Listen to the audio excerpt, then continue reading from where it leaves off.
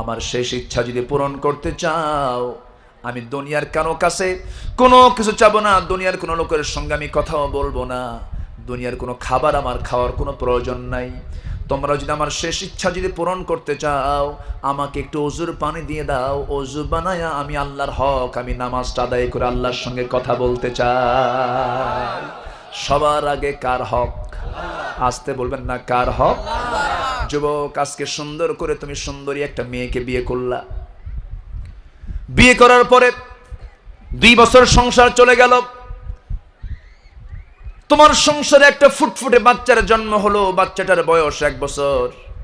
হঠাৎ করে তুমি নলকা যেতে নিয়ে, সিরাজগঞ্জ রোড যেতে নিয়ে 5 লের মোড়ে রোড অ্যাক্সিডেন্ট করে মারা গেলে, যায় না? বছরখানেক আমি আগে এই রাস্তা দিয়ে যাচ্ছিলাম, 5 লের মোড়ে দেখি ট্রাকের তলে একটা যুবক হুন্ডা সহ পড়ে আছে। এই তো মানুষের জীবন।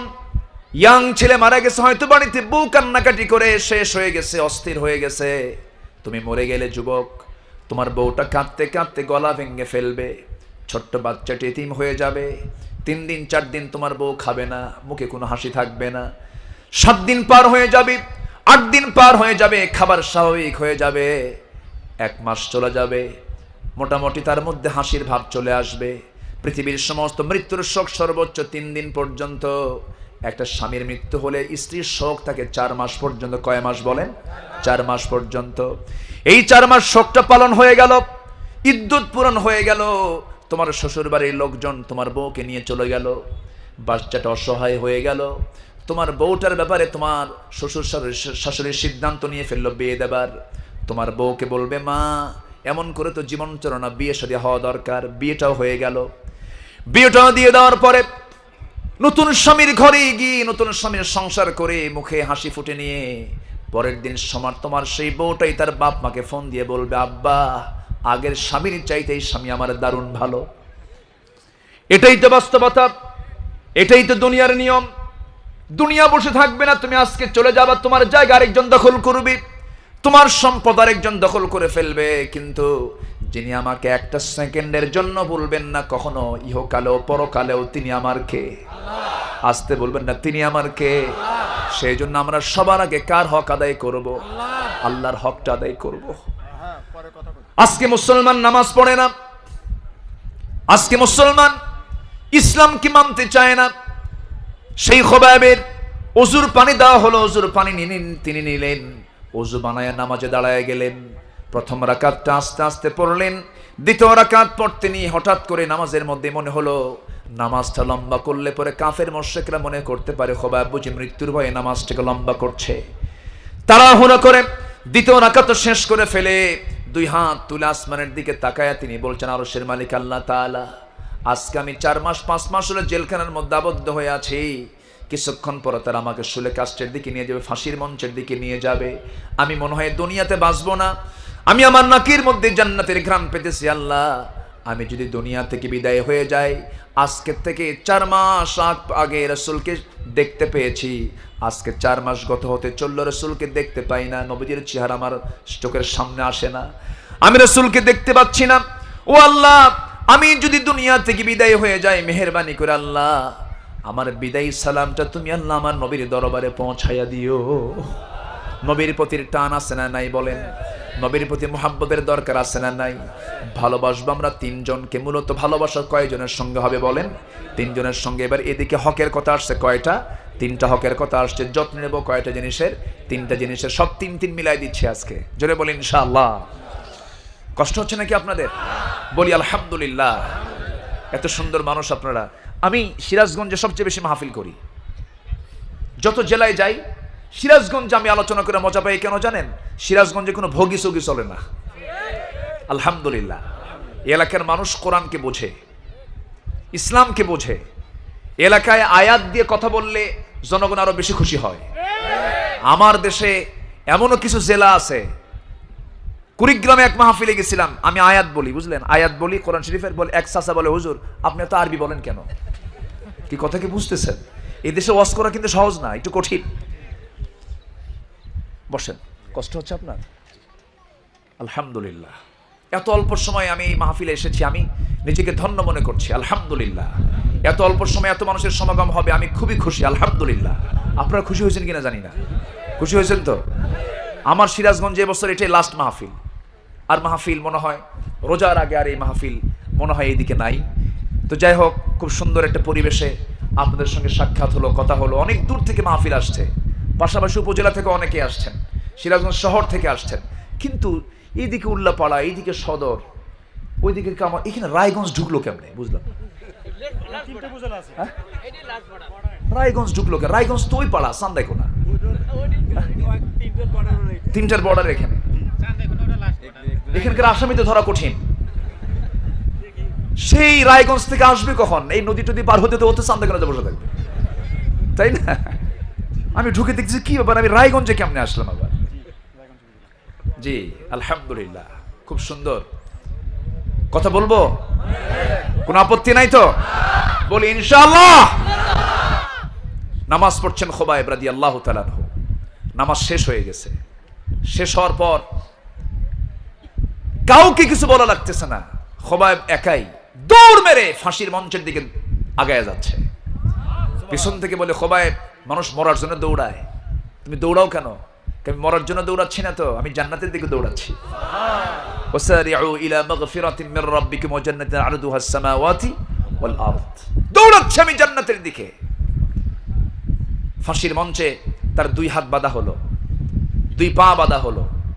এক কোরাইশ এসে বলতেছে, খোবাইব, তোমার এই জায়গায় তোমাকে না দিয়ে মুহাম্মদকে দিলে কেমন হতো? বলেন তো, ইমানদারের মুখে যদি এই আওয়াজ আসে, তার কি সহ্য হওয়ার কথা? হাত তো বাঁধা, মারার তার কোনো কায়দা নাই। উনি ওনার ওখান থেকে সর্বোচ্চ চেষ্টা করলেন, মুখের মধ্যে থুতু জমালেন, কয়েক মিনিট ধরে থুতু জমা করে এক মুখ ভরা থুতু তার মুখ বরাবর নিক্ষেপ করে বললেন, শয়তান, আল্লাহর কসম করে বলছি, আমার চোখের সামনে নবীর একটা পশমের ক্ষতি করবি, আমি তাকে হালে ছেড়ে দিতাম না। জোরে বলেন সুবহানাল্লাহ। সেই নবীজির দাঁত ভাঙ্গা ইসলাম নিয়ে কথা বলা হয়, রাসূলকে নিয়ে কথা বলা হয়। এই বাংলার জমিনে মুসলমান সিংহের মতো গর্জন দিয়ে বাতিলদের মোকাবেলা করতে হবে। ইসলামের জন্য জান মাল দিতে সবাই রাজি আছেন তো? রাজি আছেন কারা কারা? একটা হাত উঁচু করে দেখেন মুসলমান।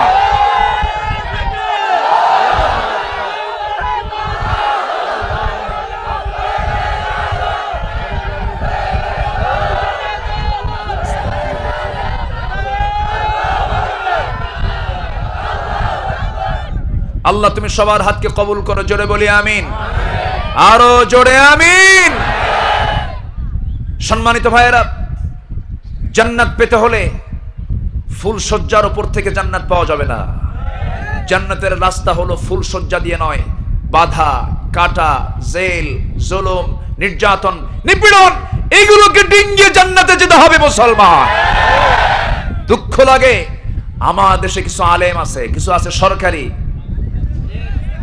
আছে না নাই? কিছু আছে তরকারি, আলু, গোলালু, গোলালু, আছে না নাই? আমরা গোলালু হব না মিষ্টি আলু হব? মিষ্টি আলু, ওকে স্পেশাল করে সিদ্ধ করে লবণ দেখাতে হবে, ও কোথাও চলবে না। আর গোলালু, ও চপে চলে, ভর্তায় চলে, ঘাটিতে চলে, সব জায়গায় চলে, মুনাফিক সব জায়গায় চলে, ঠিক কি না? আমরা মাছি হব না মৌমাছি হব? মৌমাছি। মাছির কাম কি? ও জাত কুজাত নাই, ওর সব জায়গায় পড়ে। কিন্তু মৌমাছি, মৌমাছি কি নাপাক জায়গায় পড়বে? মৌমাছি তো আল্লাহ তাআলার কেমিস্ট। আল্লাহ তাআলার কি? কেমিস্ট। আল্লাহ তাআলার নিয়োজিত, সে হলো মানে ওষুধ প্রস্তুতকারক। আল্লাহু আকবার বলেন। আল্লাহ তাআলার ফার্মাসিউটিক্যাল আছে না, ওষুধ কোম্পানি আছে না, সে ওষুধ কোম্পানির মানে মূল ইনচার্জ আল্লাহ পাক দিয়েছেন হলো মৌমাছিকে। মৌমাছিকে বলে দিয়েছে আল্লাহ তাআলা, ওয়াউহা ইলান নাহলি আন ইত্তাখিযি মিনাল জিবালি বুয়ুতা, পাহাড়ে গাছের ডালে এই সমস্ত মৌচাক বানাবি, মধু সংগ্রহ করে ওখানে রাখবি। কোনো কথা নাই, আমার বান্দার জন্য ওষুধ রেখে দিয়েছি। জোরে বলেন সুবহানাল্লাহ। আমার আল্লাহ তাআলার ওষুধ কোম্পানি কি লিমিটেড না আনলিমিটেড? আর দুনিয়ার সমস্ত vaccine co limited, square limited, Renata limited, আর আল্লাহর কোম্পানি আনলিমিটেড। আল্লাহু আকবার বলে। তাহলে মৌমাছি হব না মাছি হব? মৌমাছি না মাছি? মৌমাছি হতে হবে। নাপাক জায়গায় যাওয়া যাবে না, হারাম জায়গায় যাওয়া যাবে না। যে মুখে আমার দুধ আল্লাহ পাক খেতে বলেছেন, সেই মুখে শরাব মদ্যপান গ্রহণ করা যাবে না, যাবে না, যাবে না। ঠিক কিনা? যত আইন পাশ করুক না কেন এগুলো আমরা মানি না। সবার আগে আমরা মানবো কার আইন? আসতে বলবেন না, কার আইন মানবো? আল্লাহর আইনটা আমরা মানবো। জোরে বলি ইনশাআল্লাহ।